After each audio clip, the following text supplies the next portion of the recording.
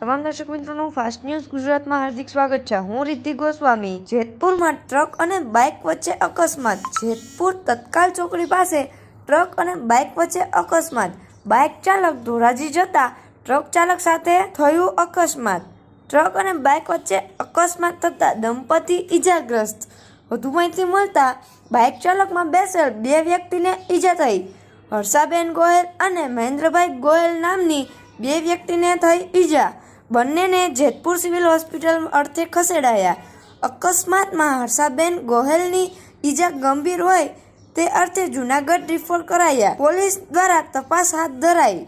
Reporter Karan Solanki, Jetpur, fast news Gujarat.